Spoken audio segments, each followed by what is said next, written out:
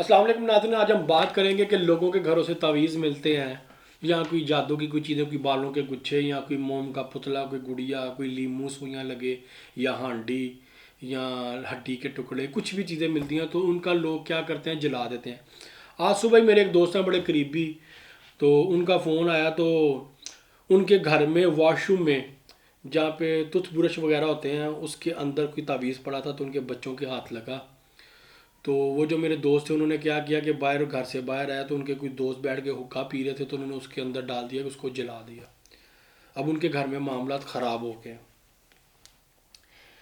کبھی بھی آپ کو ایسی کوئی بھی چیز ملے اپنے گھر سے جس کا آپ کو ڈاؤٹ ہو، یہ سمجھ نہیں آ رہی کیا ہے، اور کوئی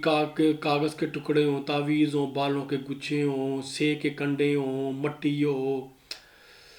ناخن ہو کسی جانور کے، ہڈیاں ہوں،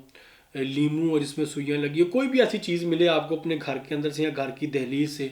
تو اس کو آپ نے کھول کے نہیں دیکھنا، اس کو آپ نے پڑھنا نہیں ہے، اس کو سیدھا لے جا کے نہر میں، دریا میں آپ نے ڈال دینا ہے، ٹھیک ہے؟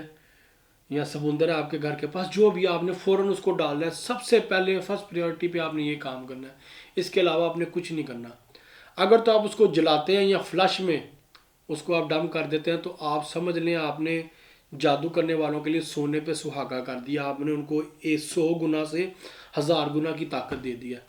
تو ان چیزوں کا اب آپ نے دوبارہ ہمیشہ کے لیے خیال رکھنا ہے کہ ایسی چیزوں کے ساتھ کس طرح سے پیش آنا، ان کو کیا کرنا ہے۔ ان کو ٹھنڈا کرنے کے بعد، یعنی کہ پانی میں، چلتے پانی میں، نہر، دریا یا سمندر میں بہانے کے بعد، پھر کسی مولد سے، کسی بندے سے، کسی اسپریچول لیڈر سے کنسلٹ کریں، آپ ان سے ڈسکس کریں، تو پھر آگے فردر پھر جو معاملات ہیں وہ آپ کے ہوں گے۔ تو امید ہے آئندہ آپ ان ساری باتوں کا آئندہ خیال رکھیں گے، اور اپنا بہت سارا خیال رکھیں، مجھے دعا میں یاد رکھیں۔ تھینک یو سو مچ، اللہ حافظ۔